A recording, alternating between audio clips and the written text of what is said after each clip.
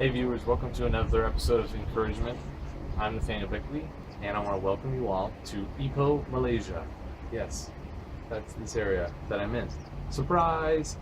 I just traveled over here, and I wanted to surprise you guys. So, ta-da! Hee hee.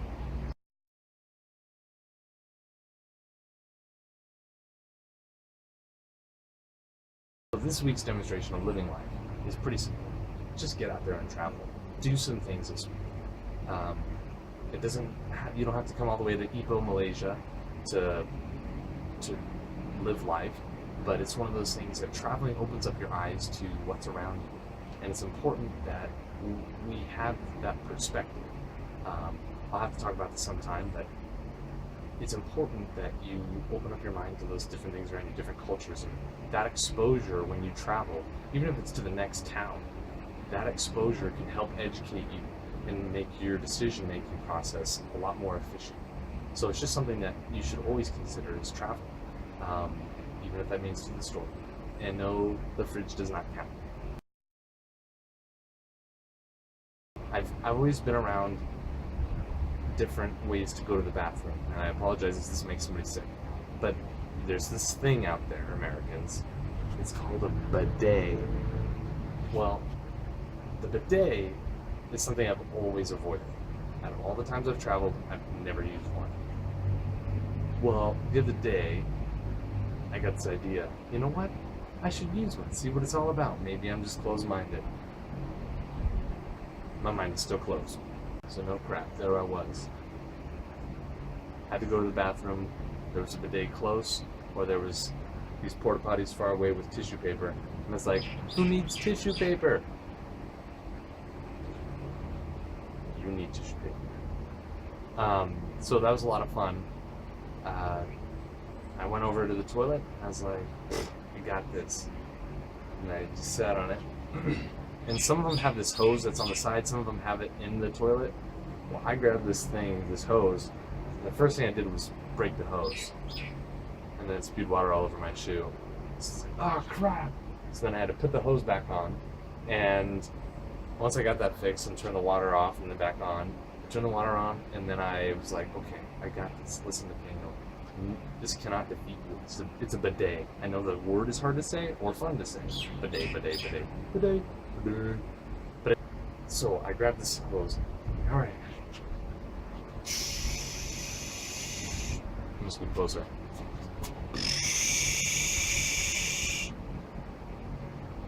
No, it did not feel comfortable. That was my face. I was like, and you know what? I was still wet, and I was like, I'm clean, but I'm wet.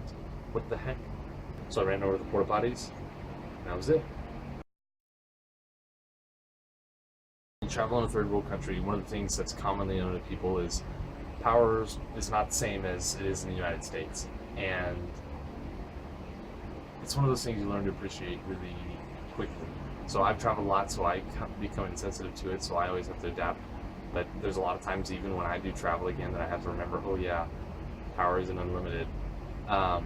So one of the things you can do, one of the small ways you can show love is, I have to share this one power outlet with like 6 of us. And one of the easier things you can do to demonstrate love to others is kind of being sacrificial. So you can do this in other bigger ways or smaller ways, but one of the ways I do it is I don't need a lot of phone time. I save my phone time when I'm not using it, I turn it off, I conserve energy, and I do what I can to make the group most efficient. There's a lot of people who need to Facebook and do all these other things, and they have their priorities, and I'm like, you know what? That makes them happy. Go do it. Knock yourself out. You can take some of my time. So being giving of my time of charging ability has allowed, is one of the small ways you can demonstrate love for others. So it allows them to understand that I really care for their needs and I'm prioritizing their needs over mine. I wanted to talk to you guys about generosity. You're like, how does that affect my attitude towards how I view life? That's a very good question, and the answer is in the question. Being generous dictates and it helps change your perspective on how you view the world and life. Like I mentioned earlier, just the sharing of the power outlet lets me view people in a more generous manner, or it allows me to have right perspective when someone tries to demand more of my time, as though I would, or demand more of my resources in general, as though I wasn't already giving a greater portion. So when I'm giving sacrificially, that's something that they can understand. And for me, I can say, no, I'm giving more than my sixth of the time up.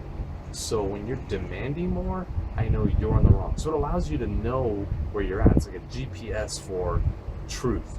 So you're like, wow, I am in the right spot and you're in the wrong spot. And so it helps you address problems and allows you to view yourself in a much more wholesome perspective. Also, generosity blesses other people. It's one of the easiest things you can do to show love, and it helps. It not only makes you feel good. Most people say, oh, you're only doing that because it makes you feel good. Trust me, when you give of yourself, it doesn't always feel good. I've given sometimes and I'm like, I hate this person, or I don't want to do this. But you know what? Every time I've given, I've never truly regretted it. Because I know, even if the person turned around and spat in my face or whatever, it was one of those things that I could just say, you know what? I tried my best, and I know that person was in the wrong. See how much you can give. See what you can give.